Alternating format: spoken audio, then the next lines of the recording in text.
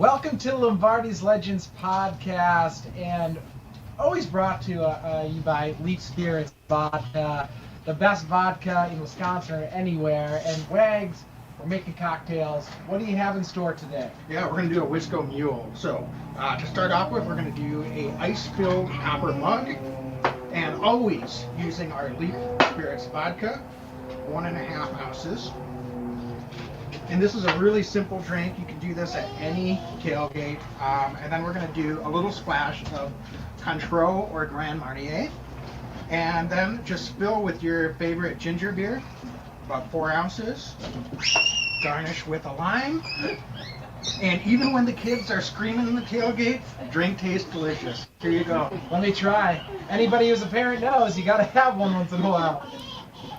Go Pack, go. Go back, go.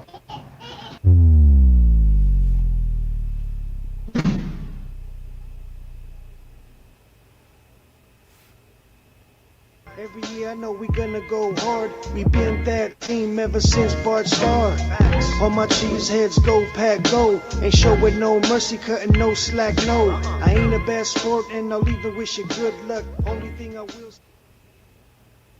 Welcome in to Lombardi's Legends podcast, recording here on a Monday evening. I am Wags, and with me as always is Dane.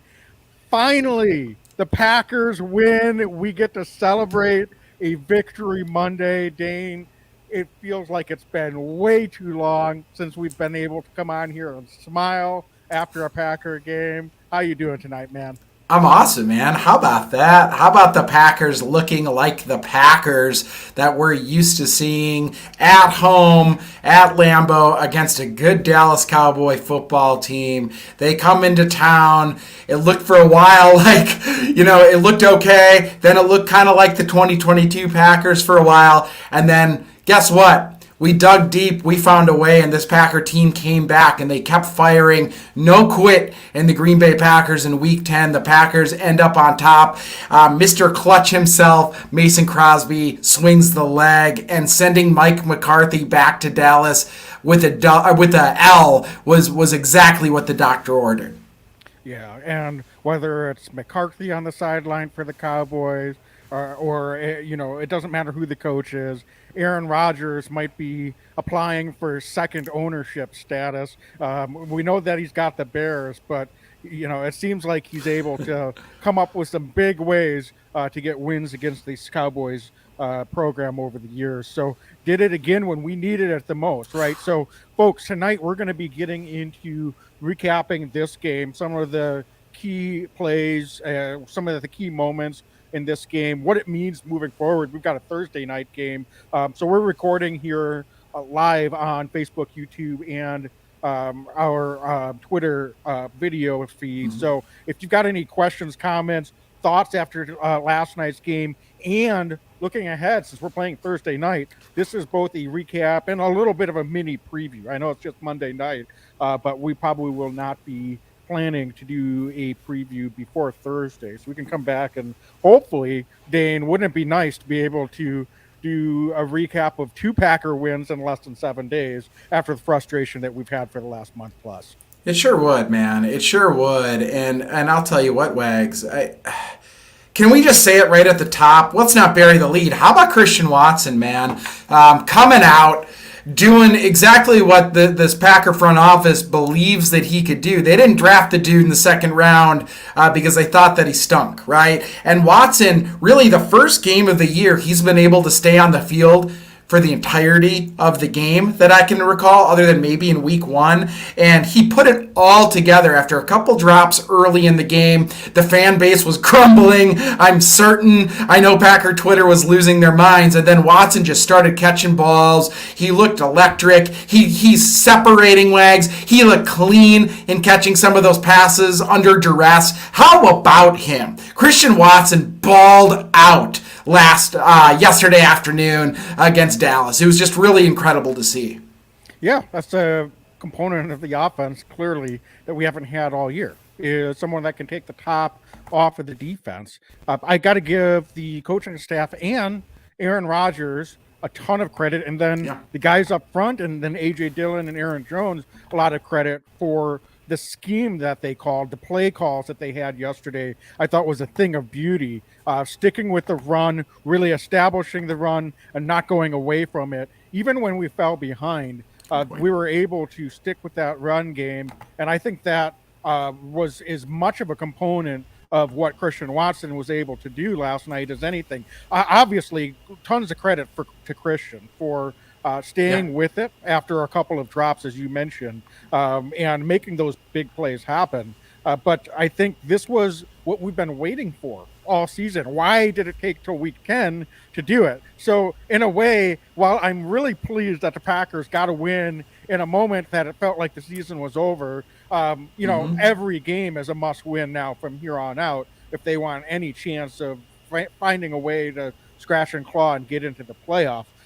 But on the flip side, Dane, it's kind of like, well, why didn't this happen in week 3? Why did we have to wait till week 10, figure out that this is the identity of this team offensively? And I know that Christian Watson's been hurt. There's factors that go into that, but you can point to a lot of things. The offensive line didn't necessarily have all their guys. We've been, shuffling things around there for better part of the first 5-6 games of the season. So there's reasons. I get it. But that said, it really felt yesterday like this Packer offense, for the first time all season, we've seen bits and pieces of it, especially in a losing effort in Buffalo. But this felt like the first time all season the Packers really identified what they want to do, and it went well for them. And you've got to give Aaron a lot of credit too. I don't know if everybody saw, but after the game, he said, "Well, we can run the ball," and that was a direct response to what he felt like the offensive identity of this team was now.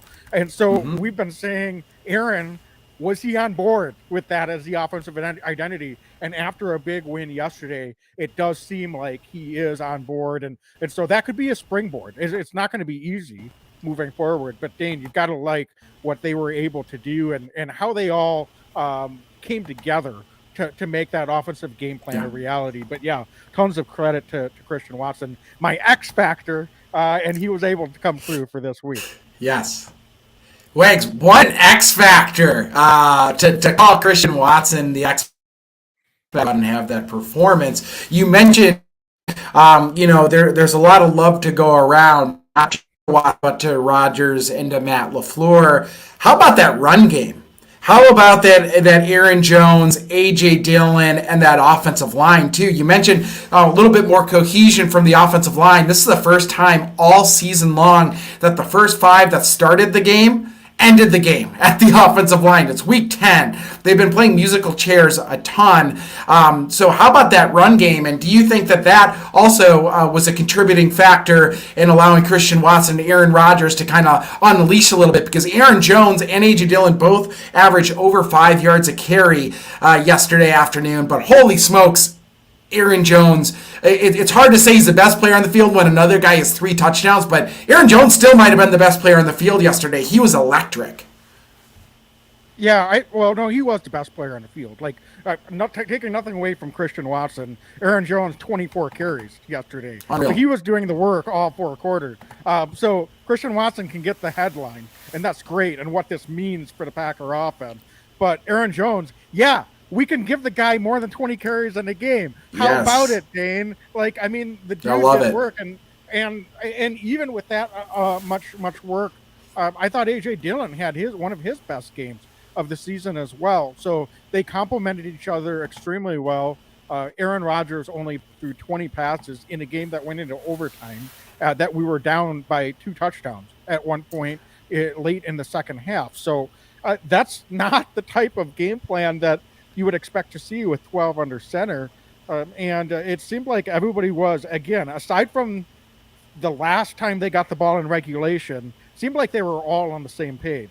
But so that's a beautiful thing to see, because while, as I said, this is going to be a tough road to try to go out there and basically get a win every week. The reality is this is how you can win in November and December. And so it couldn't be coming at a better time. Do I wish the Packers were 6-4 instead of 4-6? Absolutely. But it gives you a little glimmer of hope at least, and that's what we're going to need to see here starting Thursday night. Is you can't take a week off. You're going to have to Mhm. continue to do that, and even with that, they needed a little bit of good fortune to go their way to pull out this game against the Cowboys team that I thought played pretty well for the most part, aside from a couple turnovers. They were very game, and it looked like they were going to walk out of Lambeau with a pretty commanding victory. Yeah, and that's the thing about this game. And I think why I'm so encouraged is it didn't feel like Dallas came in and just played poorly. They played their game too, and the Packers just hung with them and were able to they got hot later in the game. And I can't tell you how proud I am of watching this team. This is a team that all year, I think rightfully so, we've been critical that they haven't been able to play a full 4 quarters. This is a team that gets punched in the mouth and doesn't respond the way we wanted them to, and that goes back a couple of years. Wags, late in the third quarter,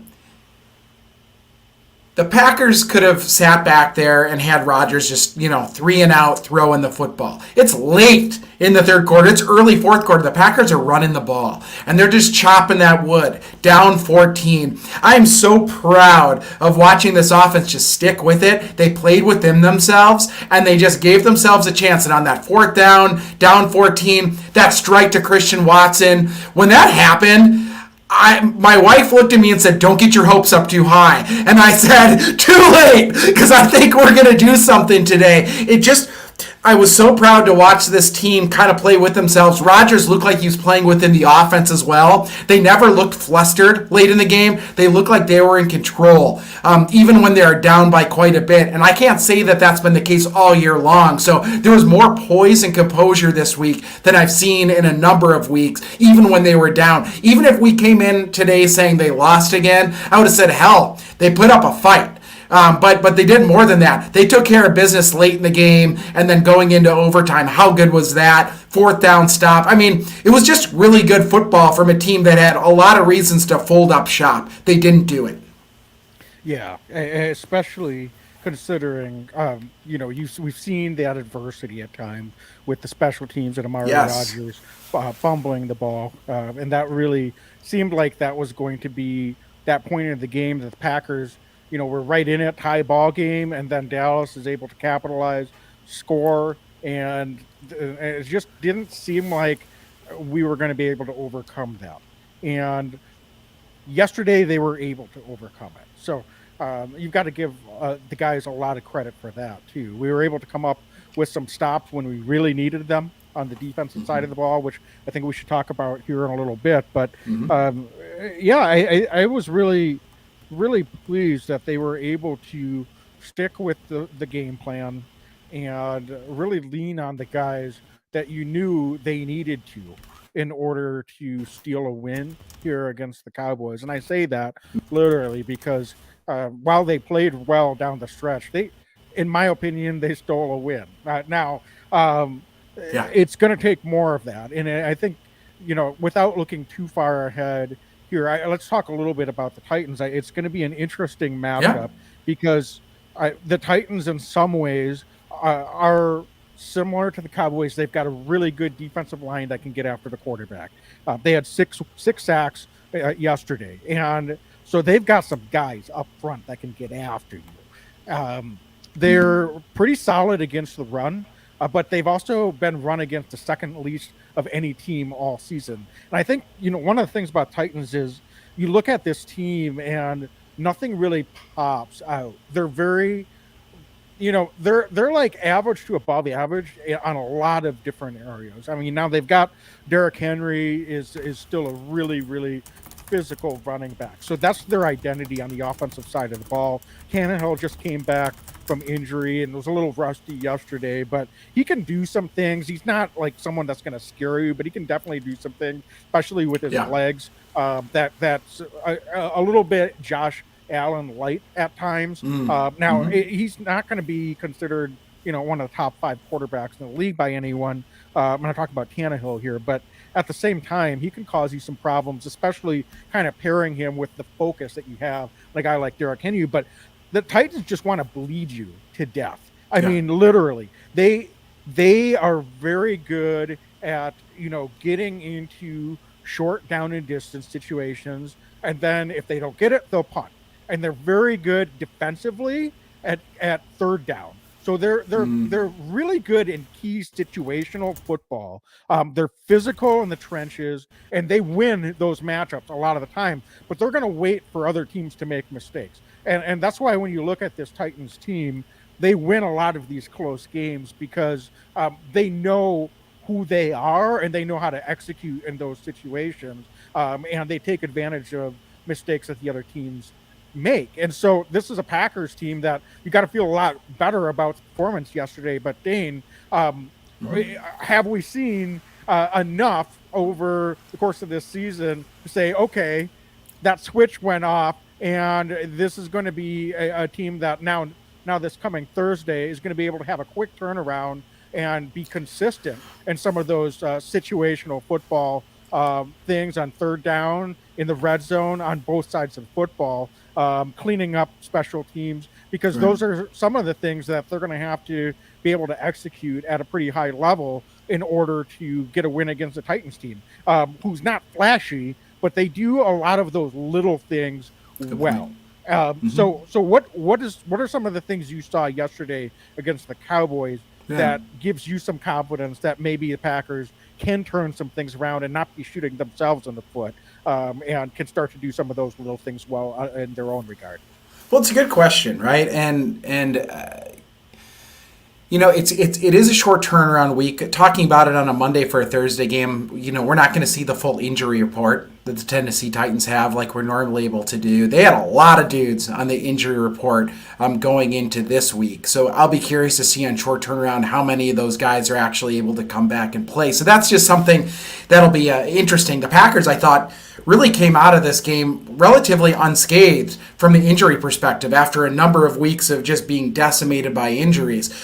So that's just the first thing that I'm thinking about looking at this Tennessee Titans team. But Wags, what I'll say is looking at the injuries, looking at the consistency, I think it starts up front with the offensive line for the Packers. And having that consistency last week, if we can go into Thursday night with the same five that we had on Sunday, I really like the chances instantly with what we're able to do, because the offensive line is built around a camaraderie and about a trust in each other. And this year so far, there's been a lot of question marks. There's been a lot of plug and play. If we're able to continue and build off of what we just did against Dallas, where, you know, 5 yards a carry for each running back. The running backs had their day, but the offensive line were also blowing open holes at different parts of this game. I thought the tight ends did, or they didn't pop in the stat sheet catching the ball, but I thought in the run game, tight ends played really well as well. So if they can continue this cohesion on the offensive line, yeah, the Titans do a lot of little things well, but I think this offensive line can continue to build off that success. I mean, I'll put up our left tackle, left guard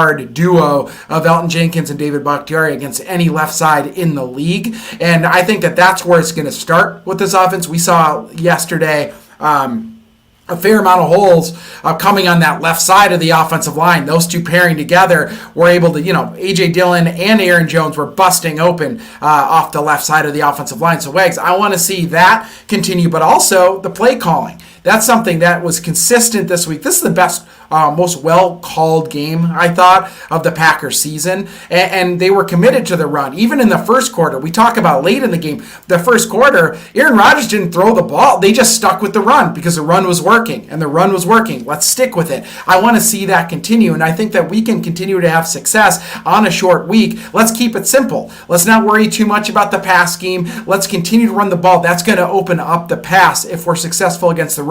Yes, the Titans have a pretty good defensive line, but I like our matchup actually with our offensive line against the Tennessee Titans defensive line. I think it's one that more often than not, we're going to be able to win. We're going to be able to get into second and third and manageable. And if we're able to do that and open up the RPO and some of the play action for Aaron Rodgers, we could see a duplicate performance from what we just saw on Sunday.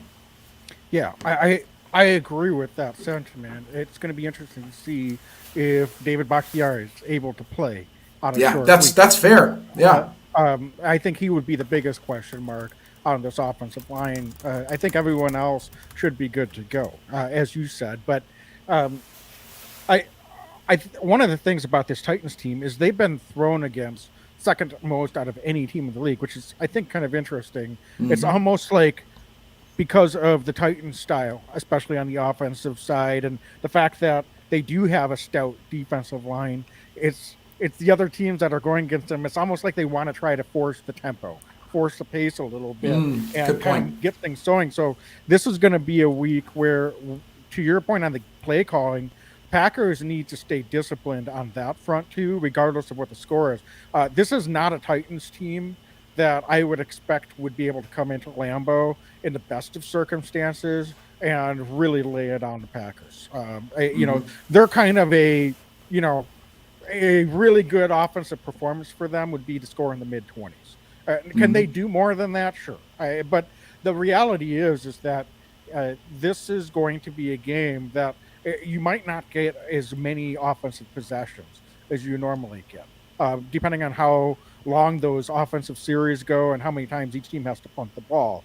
But you're going to have to resist the temptation to start slinging the ball around. Now, the weakness of the Titans definitely is the secondary, but we saw how that went against the Lions. Right. We decided we wanted to really try to attack their secondary, and it didn't go well, mostly because of our own incompetence and not really not that much about what the Lions were doing. Although they did some good things. I don't want to totally take credit away from them, but Dane, I do think, to your point, I think this could be a week where we're going to have to rely a little bit more on AJ Dillon.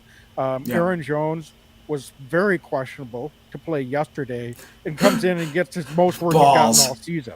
So, go figure. So now in a short turnaround, how ready will he be? How fresh is he going to be for a Thursday night game? I think that'll be a question. So I think AJ Dillon's going to have to be ready to go. He might get a little bit more work because if we want to stick with the same game plan, I don't know if you're going to be able to say to a banged up Aaron Jones, all right, you got 24 carries on Sunday. Now we're going to try to do the same thing when we've only been giving you 9 carries a game the whole season, 4 days later. So I think we might see a little bit more work for AJ Dillon, and that's just fine with the physicality of this Titans offensive front. Yeah, and I'll tell you what, Wags, I look back to late in the 2020 season, and listen, folks, I get it. NFL, 2 weeks is like dog years, right, in the NFL. But going back a little over a year and a half ago, A.J. Dillon had his breakout performance against this Tennessee Titans team, same head coach, certainly some different personnel, but he has a history against this team at Lambeau Field where he can steamroll some dudes. And I hear that the Tennessee Titans, they're probably their biggest weakness is the defensive backfield. But Wags, I'll tell you what, I think sometimes good football teams will outsmart themselves and just try to attack a weakness instead of just being like, you know what, they're good against stopping the run. We're good against running the football. Let's just make them beat us at what we're best at. And I would love to see LaFleur kind of continue that, what we did against Dallas again this week, and just say, throw out the stats, throw out all the other stuff. We know we can run the football. We've got 2 dudes that can do it. We've got an offensive line that can do it. Yeah, you're good against the run. We're good running the ball. Try to stop it. I want to see that this week. Well, and we saw how good Aaron Rodgers was. Now that the defense really has to respect and key on the run. You've got play action. You've got RPO. Alan Lazard. You've got, obviously Christian Watson. We started off not to bury the lead on that, and that's what you need to be able to do. That's what this offense is going to be getting at its highest level functionally, is when you can make those reads. And Alan Lazard can make a skinny slant and go for 35, 40 yards because his man is selling off against that RPO. So, those are some of the things that now it's on tape, and it's going to make opposing defenses' jobs a little bit harder. And it's not that they may not line up similarly trying to stop the run, but there can be that split-second hesitation too. Yes. And so if you've got some better timing down now with this pass game, even if they're on the same page and not having to throw the ball as often in order to be more efficient as they were yesterday, that could be something that will really continue to unlock the running game as well. So it goes hand in hand. And so, this is a Titans team, like I said. I think this will be a very grinded out game. And the Packers have to stay disciplined like they were yesterday in their offensive approach. But if they do that, especially if they can get a lead, I just don't see this as a Titans team that's really built to make a comeback late in the game at Lambeau Field. So, that's what I'd like to see is let's jump on them early for once, jump on a Yes. opposing team, and let's see if we can continue to apply pressure. And now you've got Ryan Tannehill trying to throw his way back into the game with, in my opinion, kind of a limited offensive arsenal outside of Derrick Henry. Yeah, and I'll tell you what, before we flip over and talk about the defense here, I just want to highlight, you mentioned Lazard, you mentioned obviously Christian Watson, we talked about him at the start, but Sammy Watkins only ran, 9 routes, I think, but he also had 47 yards receiving. So, as he's starting to get back healthy as well, and if we can get Romeo Doubs back, I mean, as you mentioned, there's a long way to go before this Packer team can get back in the thick of the playoff race. But that being said, they ain't dead, and it was this Christian Watson standout performance could be the spark that this team needed. It was so important. We needed young guys to step up at key points, and at least on Sunday, Watson did that, and I expect to see more good things to come from Christian. Yeah, and hopefully he learns from some of the mistakes. You mentioned the drop, but also he stopped running on another deep pass. Another one looked like So there was definitely some learning moments for Christian Watson yesterday. It could have been that much more of a breakout performance. I mean, he could have easily had over 150 yards yesterday. Think about that, Wags. 3 touchdowns, 100 yards, and there's room to grow. That says a lot. It really does. That's really good. A lot of room. Yes, a lot of room. I'm really happy for him. Obviously, had an outstanding game. You can't ask for much more than that, but at the same time, there were some pretty miscues. Pretty basic things that he needs to be able to do. And so, I'm going to heap praise, but I'm also going to give some constructive criticism, and it's deserved. So, he doesn't need to go out necessarily and get 3 touchdowns every game. I'm not expecting that, but when he's going over the middle and the ball hits him right in the hands in stride, he's got to catch that ball. Okay. So next week, catch the ball in that situation, Christian. Or when you're going deep and the play's not over, look up and not back at the quarterback. And if the ball's headed your way, you got to keep running, Christian Watson. All right, so so it's good. It's learning in a good situation and a winning effort is sometimes the best you can hope for. So, all right, beautiful. Dane, anything else offensively before we take a quick break? No, let's pay the bills. Talk about our phenomenal sponsor, DraftKings, then we'll talk about the defense. All right, fantastic. So we've been talking about this for weeks, and thankfully we haven't been in this situation yet. But imagine Mason Crosby lining up for an onside kick.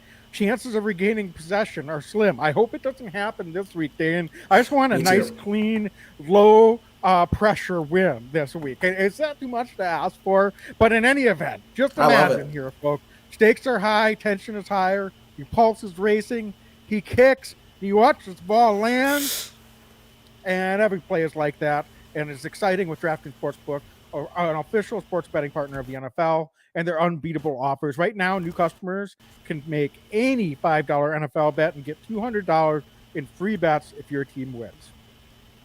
Yeah, Wags. I mean, listen, dude. Check it out. In addition to the usual bets, everyone can boost their winnings with DraftKings stepped up same game parlays. Wags, I hate to say it as a giant Packer fan, but somebody that I think a lot of folks are circling these days is probably Justin Fields. Justin Fields has been balling the last couple weeks for Chicago Bears. They're playing the Falcons this week. I wouldn't be surprised if some of our listeners plug their nose a little bit and they're taking a long look at Justin Fields when talking about some of these stepped up same game parlays. And to make things even sweeter, you can throw down on stepped up same game parlays once per game day all season long. What is even going on right now? We're talking about Justin Fields in the middle of a Packer podcast and our promo. All right, fine. I'll get on board. If you're gonna reverse jinx everyone, go bet on Kirk Cousins and the Vikings.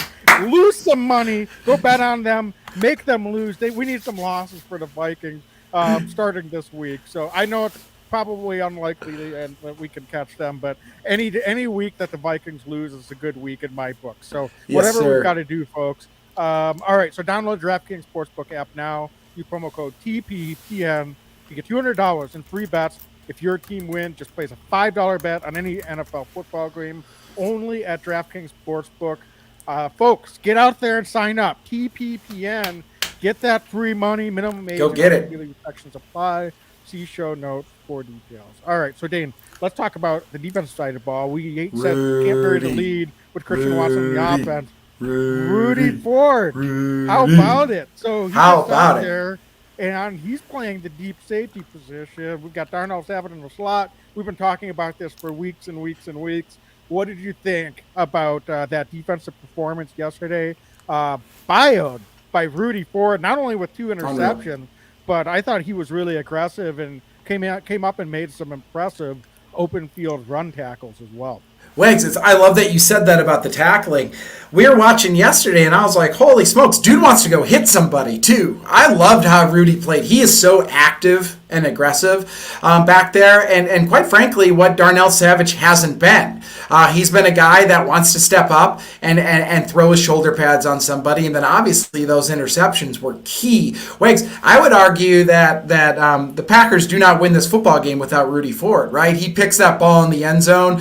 He played such good football, timely picks, but also a couple fills in the run game where he was able to make those tackles. I thought he played really good football. And I'll tell you what, I talk about Darnell Savage at safety, but they moved him into that nickel role, and I thought he played pretty well. He had 8 tackles yesterday. He had a pass deflection. He played pretty good football, all things considered, for a guy who has not played that role at the NFL level more than a snap here or there. When they got back to their base defense, I know that Savage still went back and played the deep safety, but he played an awful lot of snaps. I think 70 plus snaps, or 70 percentage, or plus percent of the snaps in the nickel yesterday, and I thought that he played pretty darn well, all things considered. So I really like this development. It's obviously early, but if we can continue to see that kind of production from Rudy Ford and from Darnell Savage in the nickel, this defense could be on to something that we haven't seen so far this year.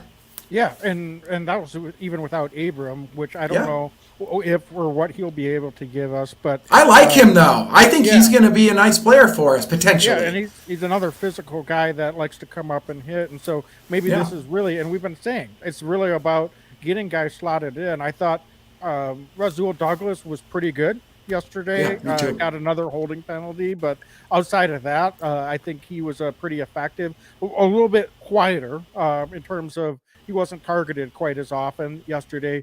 Jair Alexander had some big moments, had a few down moments for him. Probably overall wasn't his best game, but was physical, and I think you get guys in their natural position. Now, I know Savage hasn't officially been a nickel guy in the slot, but as we've said, under Coach Pettin, he was playing much closer to the line of scrimmage. So I think that, whether you say officially he's gotten a lot of snaps, that's the part of the field that he's played a lot of football, especially in the first couple of years of his career when he was probably playing his best football. So it looked like he was much more comfortable in that area of the football. Yes, he did. Yesterday. He was able to get sent on a couple of blitzes as well, both running. I love that for him. Yeah. Yeah. And he just looked like he was keyed in, and he didn't have to worry about what was happening in front to guys. He's not reacting to what guys in front of him are doing.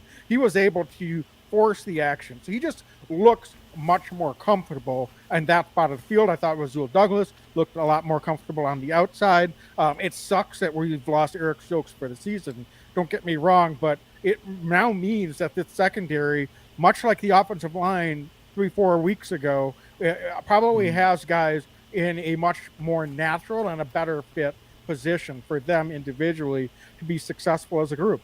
So, and this week I'll be anxious to see because we're back to playing a team that should not really be able to exploit a lot of what you're trying to do passing the ball. So I talked about Tannehill. I think he can be okay. He's at his best. He's definitely an above average NFL quarterback. Even as a passer, his legs are definitely still his most dangerous weapon.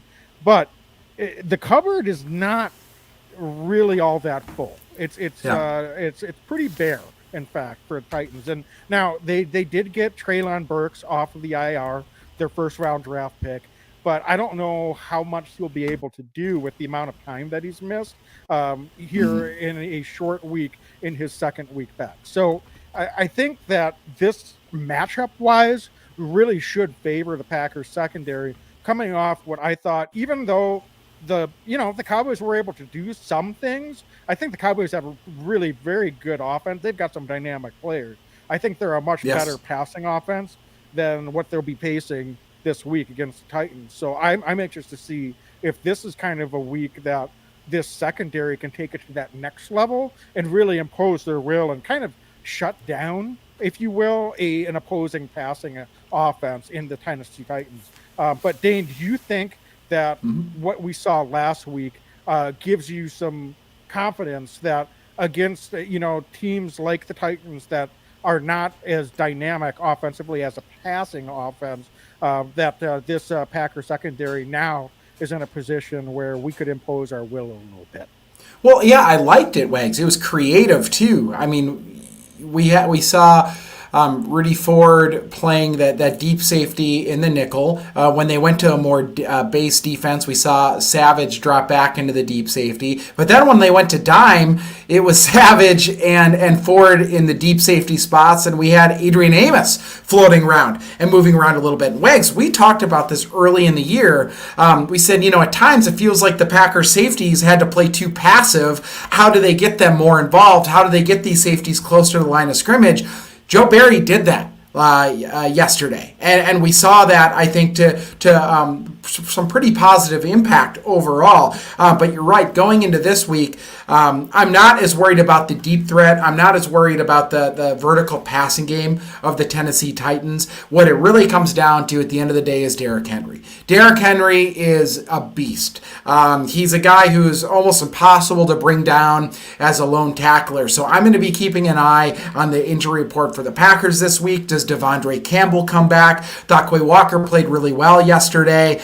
Even Isaiah McDuffie, Wags, I thought got his nose in there and played some pretty strong middle linebacker. Chris Barnes was injured as well. So the Packers were a little thin on the inside. It would be really, really meaningful and powerful if the Packers can get at least one of their inside linebackers back against a look that is going to feature Derrick Henry, because he is a load to bring down. And I would hate to see us going out there with a ton of DBs trying to make tackles. I want to see as many inside linebackers of this Packers defense healthy as possible to try to chip in and take down the big man for Tennessee Titans. Yeah, and the Titans got a career performance. Talking about career performances from wide receivers on the Packers, Nick Westbrook, a third-year guy, he had 120 yards and 2 touchdowns yesterday, and was able to get a 63-yard touchdown. So, undrafted guy, maybe not, someone that on paper is someone that you need to be worried about, but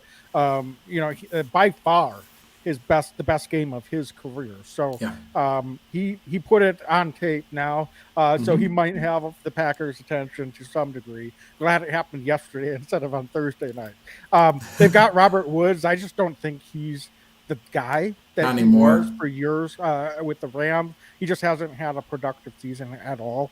And they've got a couple of tight ends too that, but I think particularly you look at a guy like Austin Hooper, he's not someone that's gonna scare you, but obviously he can move the chains if you give him a little bit of space over the middle. So yeah, it is about Derrick Henry, and I've been thinking about this a lot, not just for this week, but for the rest of the season. We're without Rashawn Gary, Dane, and Yeah.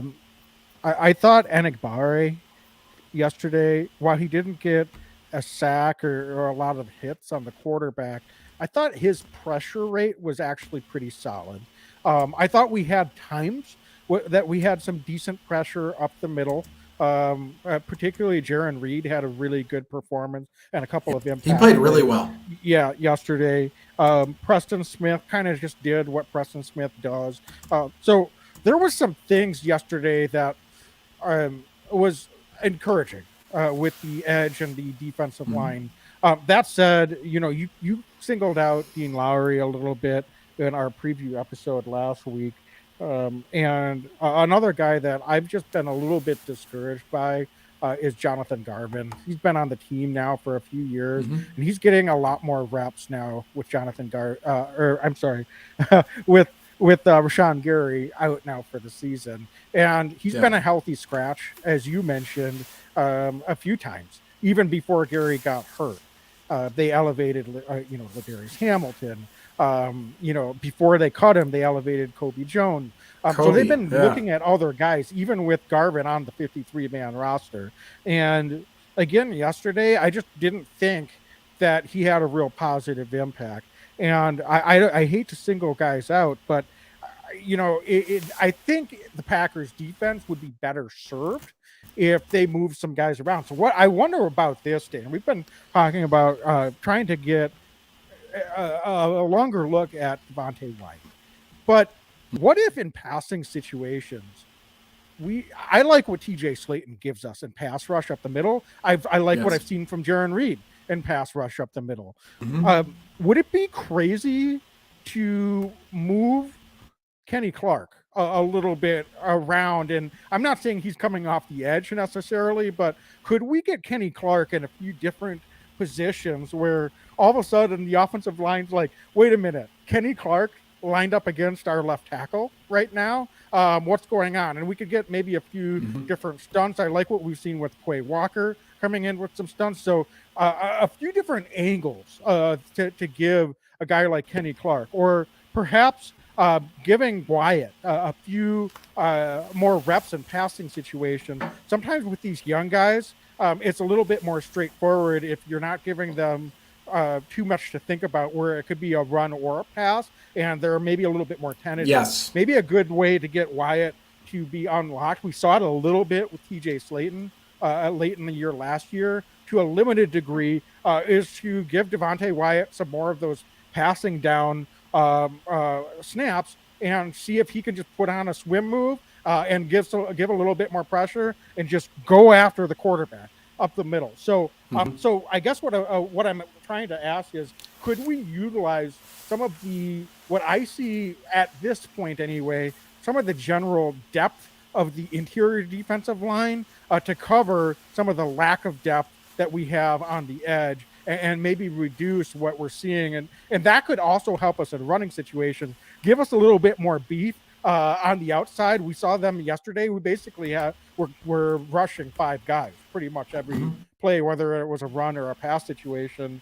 So maybe instead of Jonathan Garvin, who was getting pushed around a little bit, I thought, and particularly against running situations and wasn't really getting a lot of pressure, what if we had Dean Lowry or Kenny Clark or TJ Slayton take a couple of extra slots in that 5-man front and see if that helps against the run and against Derrick Henry as well. Well, I love it this week in particular, right? When it's something I hadn't thought about, but it's a great idea against somebody like a Derrick Henry. Throwing that extra body out there. I mean, the Packers have a fair amount of depth on the defensive line, and there's no doubt about that, and they can have a number of guys up. But I want to see Devontae Wyatt. I love what you said about Devontae Wyatt having opportunity to just rush the passer. Let's make it simple for the guy. Give him a few extra snaps on there. Because the Packers are about as thin as I can remember at outside linebacker right now. It's basically Preston Smith and a lot of guys that are fairly unproven. I do like what JJ Enagbari's been able to do. Said it yesterday during the game. I was like, wow, this guy could be like under the radar, consistent performer, rookie for this team, because he's just out there. They're getting a long look from him. So I do want to still see that. And Wags, even Ladarius Hamilton, he only got 5 opportunities opportunities to rush the passer, and he had a hurry in one of those 5 rushes. So I'd like to maybe see him get elevated and get some more looks. But Wags, back to your question and to your point, adding an extra defensive lineman out there, getting big at different times, moving Kenny Clark, who can do it all as far as I'm concerned across the defensive front, and just giving that extra look might be a fun and interesting look for this Packers defense. And they've got the big boys up front. You mentioned TJ Slayton. I would love to see TJ Slayton continue to get more snaps. I think he had 21 snaps yesterday. I would love to see him get closer to the high 20s, low 30s as this season continues to wear on, because I think he's fresh and I think he's athletic, and that could allow somebody like Kenny Clark in particular to get outside and just be that aggressive guy off the edge, because he's got the athleticism to do it, and we could be a little bit more stout against the run. So especially against primarily a running team like this Tennessee Titans offense, I would love to see the Packers deploy something like that maybe isn't on tape yet this year for them. Yeah, I think it causes. Just give Kenny Clark a few opportunities to just bull rush one-on-one on the outside. Does he have the quickness to do a speed rush? No, he doesn't. But then can you imagine you've got a tackle and then you're going to probably have a running back in there that's going to be the second line of defense to try to chip. Mm-hmm. And Kenny Clark's coming through there. He doesn't have to deal with the interior double teams that he gets consistently. So it's not a every play solution. I completely understand that, but I'm just trying to think creatively in how we can get our best guys out there. And I completely agree with you. I think Devontae Wyatt actually played pretty well yesterday. I do too. 14 snaps that he got as well. So if there's a way to get more snaps for Wyatt, more snaps for TJ Slayton, and if that comes at the behest of a guy like Jonathan Garvin with his 28 to 30 snaps yesterday, right, I'm totally fine with that. I think that could definitely help this week, and let's just see what happens against this Tennessee run attack if they're able to get a little bit more size and weight out there. And is there risk because then they're going to try to get that outside run game going? Perhaps, but you just adjust. Your inside linebackers have to be aligned. They might have to change their alignment a little bit to adjust for that. So you don't want to make too many changes and really get away from what you're doing. But I'm just trying to think about how we can get the best 11 guys out there for as many snaps as possible. Yeah, no, I think that's great. And I mean, talking about pressure, especially with Rashawn Gary not in, we saw it a little bit, as you mentioned, Darnell Savage off the edge. The Packers played some single cover too, and were super aggressive in getting after Dak Prescott in select times yesterday. I'd love to see more of that. I loved how aggressive they were at the point of attack and with bringing different bodies. And we've said it, Quay Walker, Wags, I really like his rushing ability. I've seen him rush the passer a few times in limited duty, and he looks really adept at doing that. I think he can get better at that as well. So I would love to see Joe Barry just throw the kitchen sink at opposing quarterbacks the second half of the year. The Packers really don't have much to lose. You got to be aggressive. We're going to get burned sometimes in doing that, but if we're going to rely on our DBs in the back end, I want to see our guys go get after it a little bit more and give them a chance to go hit the quarterback and make maybe some tackles in the backfield as well. Yeah, I mean, that's a really good point. We saw the Cowboys made some adjustment with how many draw plays they're running. Yes. And they were able to get some plays where the Packers were, bringing pressure, and they were able to take advantage of that with some of those plays. But, it's a risk reward. That's going to happen. They were able to force the issue on a number of plays because of that as well. So I agree with you. I think the more aggressive you can be within reason, the Packers have the guys on the back end, particularly against this Titans team. To be able to bring some extra guys up and really try to wreak some havoc and take our chances with the secondary matchups that we do have. Mm-hmm. Dane, I have a couple other questions for you. I think one thing before we get to our Leap Spirits Players of the Week here against the Cowboys for this last week. on the defensive side of the ball, um, do you expect to see any of the guys? We talked about injuries earlier, but I would say it's unlikely. But tell me if I'm wrong. Do you think Chris Barnes or Devondre Campbell have any chance? And I know it's No. early this week, so we don't really know for sure. But any chance that either of them might be able to come back here and be ready for Thursday night? Maybe Barnes, but no, I think I'm not going to rely on that. These short weeks are so tough to get guys. I mean, they're already playing ball game in 2 days, right? I mean, it's such quick turnaround. I think it'll be tough. Maybe Barnes. I have a feeling Devondre Campbell's out again this week, and then we might see them the next week, and that's just tough sledding against this run game. But I'm not holding my breath. What's your take? Do you agree or do you disagree with me there? Yeah, no, I don't think it's hard when you've missed It's a hard. couple games. Yeah. And you're really going to have basically like a walkthrough practice and then your film and your scouting Exactly. report. So there's not a lot of time to prep and really show that you're physically able to go.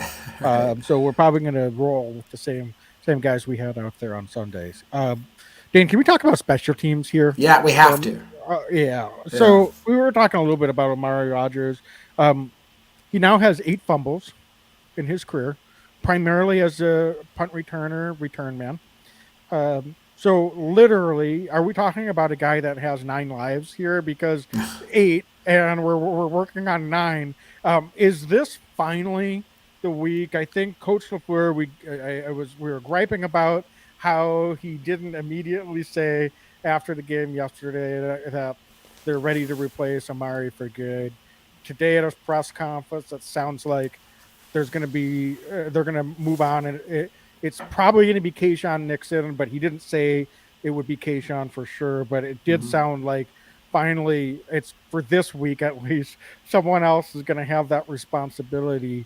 But Dane, I mean, what else would possibly need to happen at this point? Because it's not just the fumble. He muffed a punt earlier in the game as well, and we've seen this time and time again. There was other things, but really was a big part of losing that Giants game. Could have been a huge part about losing this game. This is a guy that is costing us football game, and the coaches seem to be having a really hard time replacing him when, frankly, he's shown nothing offensively, and he's really shown nothing as a return man, aside from being a negative. So what am I missing here? I don't know. Please talk me off the ledge. No. Are they finally going to be done with the Amari Rogers experiment for good, or is he going to be lurking and we're going to have to hold our breath yet again if he goes back out there to field a punt? I have no answer to why he's still returning punts. I saw a stat that going into last night's game, he was tied with Melvin Gordon for the most fumbles in the NFL season by one player so far this year. Melvin Gordon's a starting running back, folks. And Amari Rogers touches the ball, 4 times a game, maybe? So it's pretty remarkable stat that he's able to continue to keep his job. And we say it, we don't like calling for guys' jobs, but this is a production league. I have not seen anything that makes me believe that he's going to be able to turn it around at this point. And the Packers, it's an urgent matter. They need to replace him with anybody who can just fair catch the ball. I'm not even looking for positive yardage wags at this point, but there's a net negative when Amari Rogers touches the football, and I have not seen the positive. The electric moves. I could live with somebody if there's a chance that he's going to take it to the house. I have not seen that. And I don't know anybody who has. So I don't know why the Packers remain steadfast in him, but I'm a little surprised he's still on the roster Monday, as we're recording this, Monday afternoon, Monday evening. I don't get it because it's not like there's other facets of the game that he's really impacting, and roster spots are really hard to come by. So I think the Packers need to make a move. I don't understand it. Yeah, I don't know how much you'd play, but can't tell me that Juwan Winfrey wouldn't be a better use of your roster spot. Sure. He's shown a lot more as a receiver. He's not going to be a return man, but in a pinch, if you guys got guys hurt, we've seen a lot of Amari Rogers getting reps as a receiver with how thin it was the last few weeks before yesterday, and Good he was point. giving you nothing there. So he's giving us nothing, and it's been a couple Right. seasons now. So it's time to move on. Yeah, it is. I don't know. You're right. It's not fun to call for a guy's job, but we've gotten enough evidence at this point. Right. So it's tough. I'm sorry. I mean, I'm sure he's a good dude, good guy, Yeah, but it's not about this is that. about Yeah. winning football games. And when your main job is to catch the ball and not fumble, and you've got limited opportunities to do it, and you're not doing it at a consistent rate, unfortunately, you've got no one but yourself to blame. So yeah, it's time for the Packers to move on. So this is tough talk, and I admire Coach LaFleur for never wanting to, throw anyone under the bus with his players.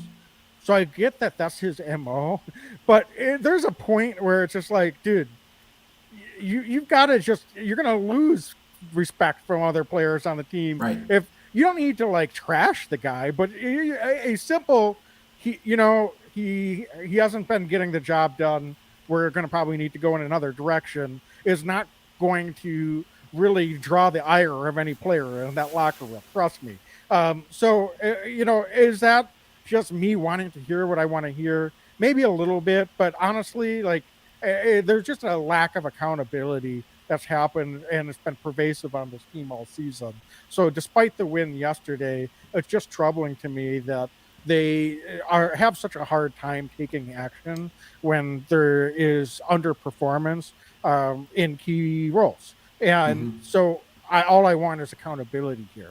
I don't think that's too much to ask. I'm No. not talking about a small sample size. We're not talking about a guy that's done an adequate to above average job as a return man for the No. last two seasons and then just had a fumble yesterday. I'm not going to an extreme here. We've seen a consistent lack of performance for over two seasons.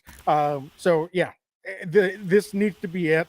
They need to move on. I couldn't agree with you more. Wags, Ty Montgomery got cut for less as a return guy. I just put it that way. And he showed more, to be quite honest. And he with showed you. more. He showed Yes. more as a player Just being on real. this roster.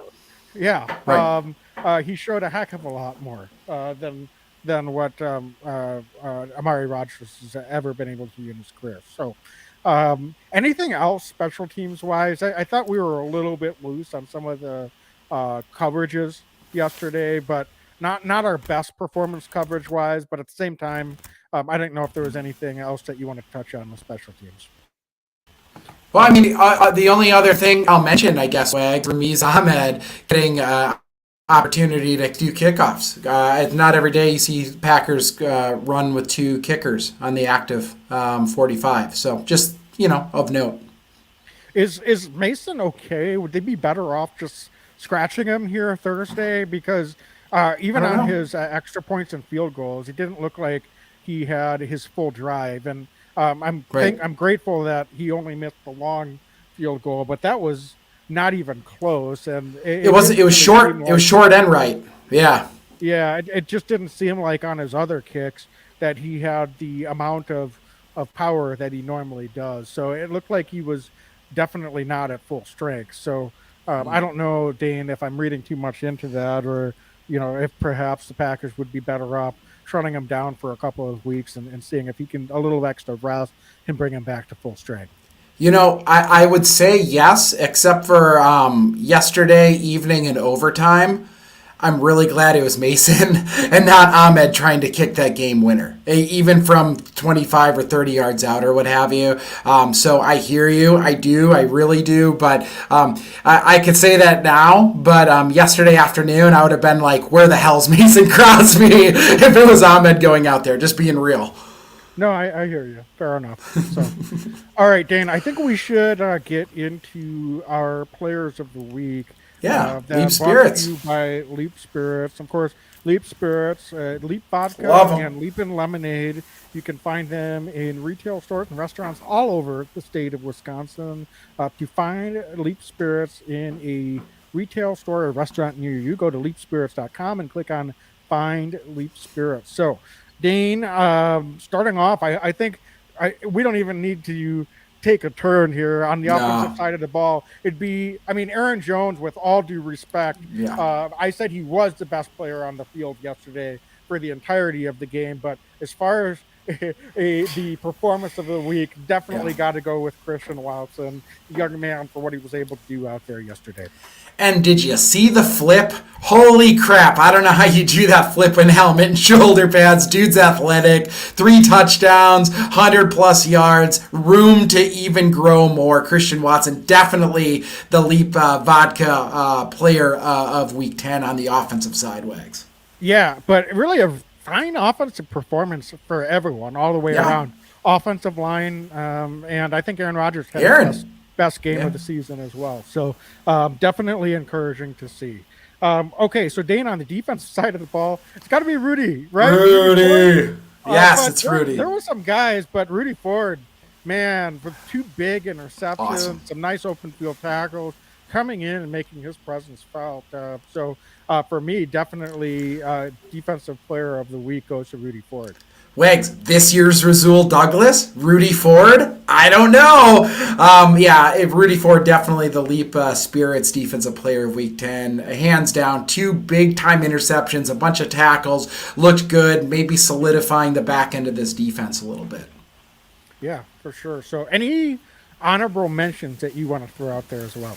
I mean, you said Aaron Jones. I mean, he's like the super duper duper honorable mention. I thought Aaron Rodgers played a really good football game as well. The offensive line. I mean, you said it right. I think there's a lot. It was a really good team win from this Packer team, and we could go down the list of guys that I thought just played really good football yesterday. Yeah, absolutely. So, Dane, any other closing thoughts here before we sign off for the evening? Do we want to do Leap Vodka X Factors or score predictions? I think we've got to do the score prediction at the very least, Wags.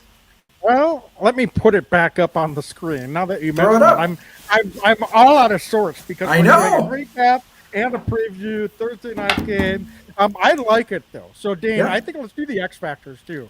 I was wrong about everything last week, which I was very pleased by, except for my X Factor prediction. Mm-hmm. So just throwing that out there.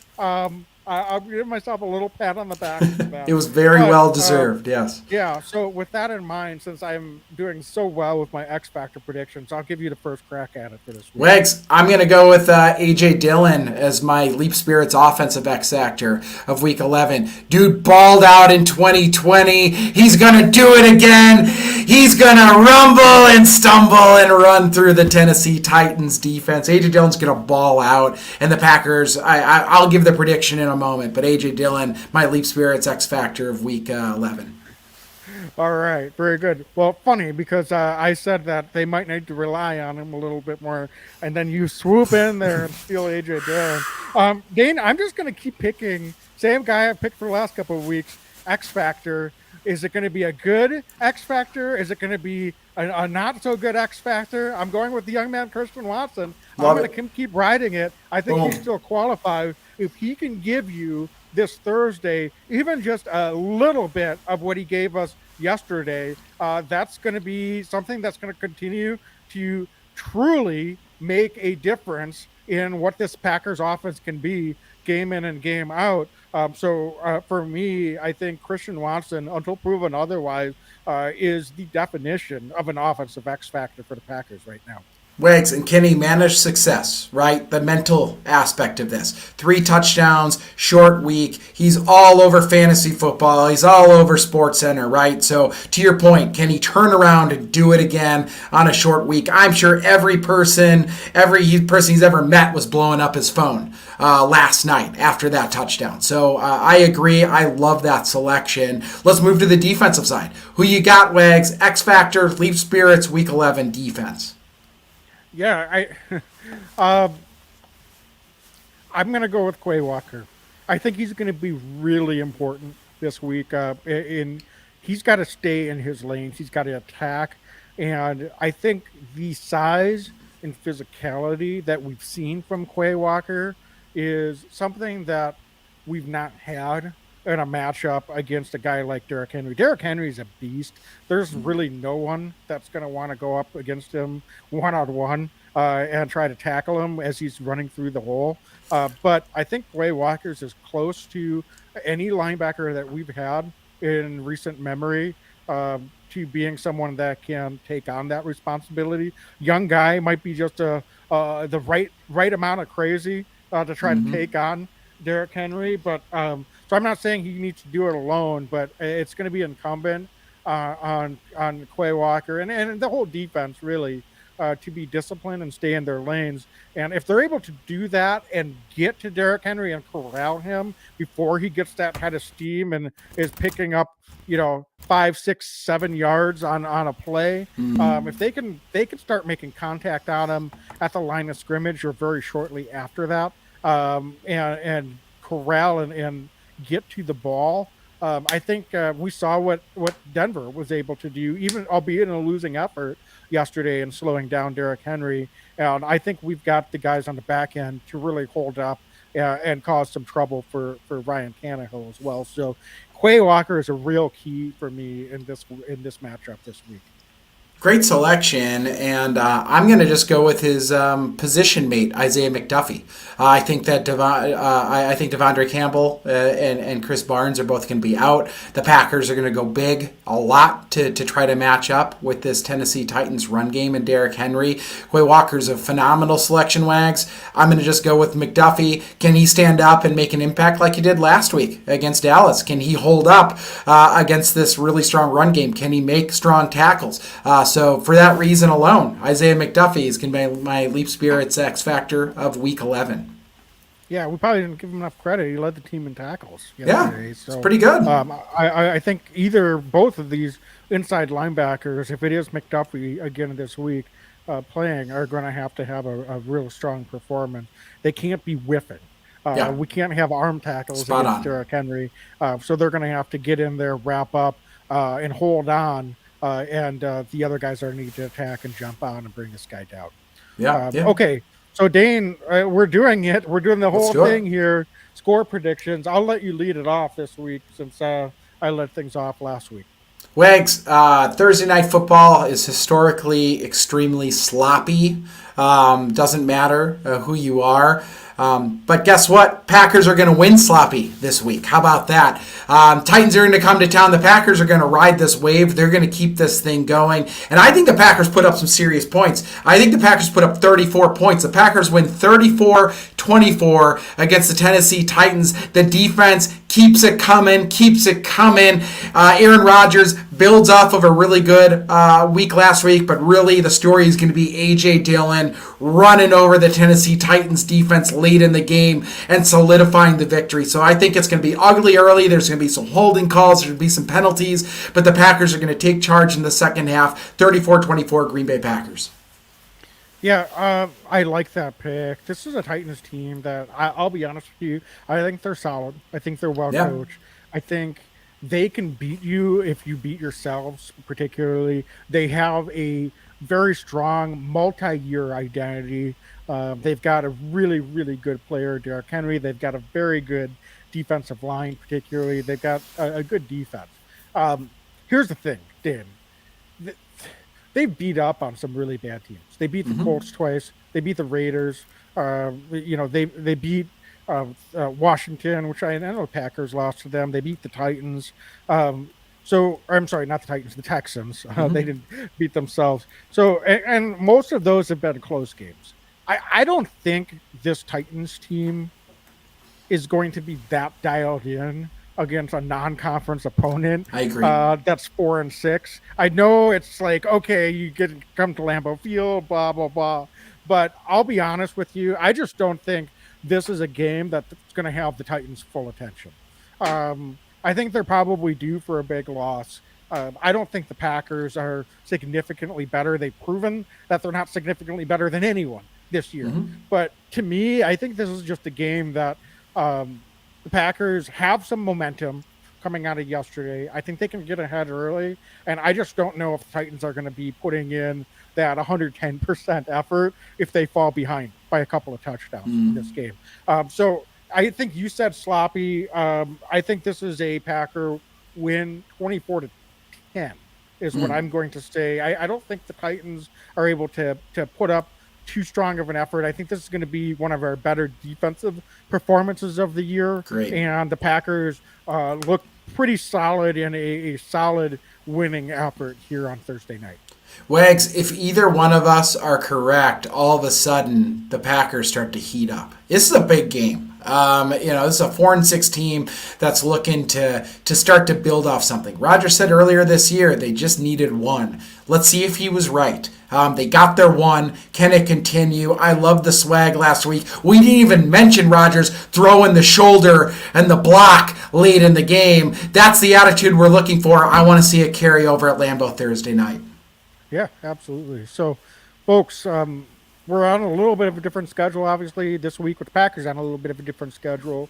So for those of you that tuned in tonight and joined us, thank you so much for doing Thank so. you. If you're listening later, appreciate it. Thank you. Recap-wise, if the Packers win, we'll probably be anxious to jump on a little bit sooner rather than later to recap it. If it's a disappointing game, and I don't even want to mention that as a possibility, it might be next Monday. So just follow us on social, Instagram, Twitter, Facebook, and we'll put a post out there for when the next episode will be. Yep. But hopefully, like I said, will be sooner than later after Thursday night, and we can go out there and get a win. Yeah, so folks, like us, rate us, review us. Thank you so much for listening.